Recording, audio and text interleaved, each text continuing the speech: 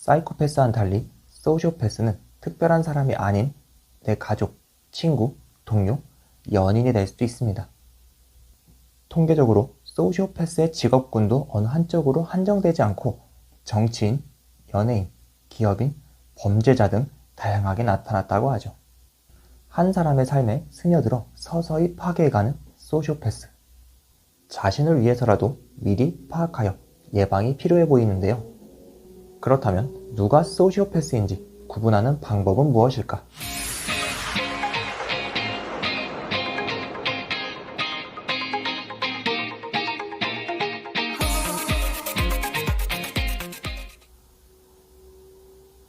안녕하세요, 진서동아입니다. 소시오패스는 비슷한 명칭으로 혼동하고 하는 사이코패스보다 오히려 나르시시스트와 좀 더 비슷한 모습을 보입니다. 실제로 소시오패스는 나르시시스트와 같은 비군 인격 장애로 구분되며 비슷한 특징을 가졌습니다. 소시오패스란 자신의 성공을 위해 수단과 방법을 가리지 않고 나쁜 짓을 저지르며 이에 대한 죄책감이나 양심의 가책을 느끼지 않는 사람을 말하는데, 이로 인해 드러나는 특징들을 살펴보도록 하겠습니다. 첫째, 자신의 모습을 숨긴 채 매력적으로 말을 잘합니다. 소시오패스는 자신이 접근하고 싶은 목표 상대가 생기면 그 사람이 호감을 가질 수 있는 이상적인 인물이 되어 달콤한 말을 거침없이 합니다. 그 대상을 감정의 희생물로 만들기 위해 미끼를 던진 것이라고 보면 됩니다. 만약 그 미끼를 물게 된다면 소시오패스에게서 빠져나오기 어려워집니다.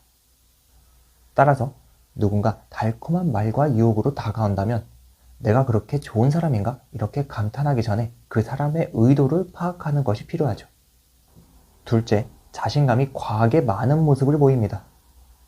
소시오패스들은 보통 자신이 하는 말과 행동이 정답이며 다른 사람보다 자신이 우월하다는 생각을 가지고 있기 때문에 자신감이 과하게 드러나는 행동을 하게 됩니다.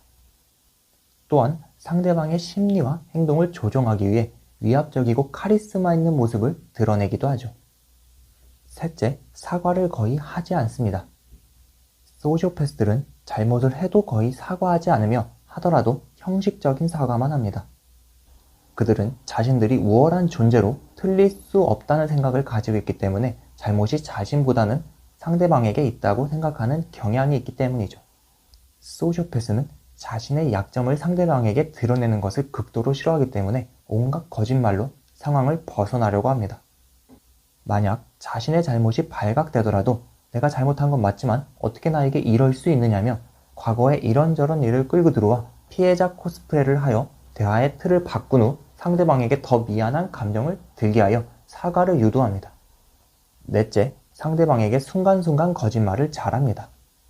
소시오패스들은 여러 사람에게 거짓말을 일상 대화처럼 하기 때문에 정작 어떤 거짓말을 어떤 사람에게 했는지 헷갈려하는 경우도 있지만 걸리더라도 전혀 미안해하거나 당황하지 않습니다. 그들은 가스라이팅을 위해 일부러 거짓말을 시도하니까요. 무서운 건 정말 친해졌다고 느낄 때쯤 이러한 행동을 하기 때문에 정작 상대방은 거짓말을 잘 인지하지 못합니다. 거짓말임을 알아차리더라도 정작 친해진 뒤라면 이를 대수롭지 않게 생각하기 때문에 자신에게 피해가 오지 않는다면 잘 인지하지 못하는 것이죠. 다섯째, 상대방을 반복적으로 불안하게 만듭니다. 소시오패스들은 상대방을 불안하게 만드는 방법을 잘 알고 있습니다. 특별한 이유 없이 몇 시간, 며칠 동안 연락이 두절되거나 상대방과 주변 지인들을 경쟁시켜 이간질시키는 경향도 있죠. 심지어 상대방이 이상함을 감지하고 눈치를 채더라도 이에 대한 해명이나 사과를 하지 않고 침묵을 해버립니다. 이러한 행동을 침묵의 처벌이라고 하는데, 이미 자신을 신뢰하고 너무 친해진 상태임을 인지한 소시오패스들은 이 행동을 잘 사용합니다. 여섯째, 동정심을 자주 유발합니다. 서로 만난 지 얼마 되지 않았는데 주변 지인의 죽음이나 슬픈 일 등을 자주 이야기한다면 소시오패스의 가능성이 있습니다. 자신의 불우한 시절, 어려운 가정사 등을 지속적으로 이야기하면서 상대방이 감정적으로 마음을 열고 자신을 불쌍한 사람, 챙겨줘야 하는 사람으로 만들게끔 하기 위함이죠. 일곱째, 매우 계산적이고 감정 조절이 뛰어납니다. 소시오패스들은 대부분 상당히 차분하고 이성적인 모습을 보입니다. 자신의 감정 조절 능력도 뛰어나죠. 그들은 타인의 감정에 공감하는 능력이 부족하므로 자신의 감정을 쉽게 겉으로 드러내지 않습니다.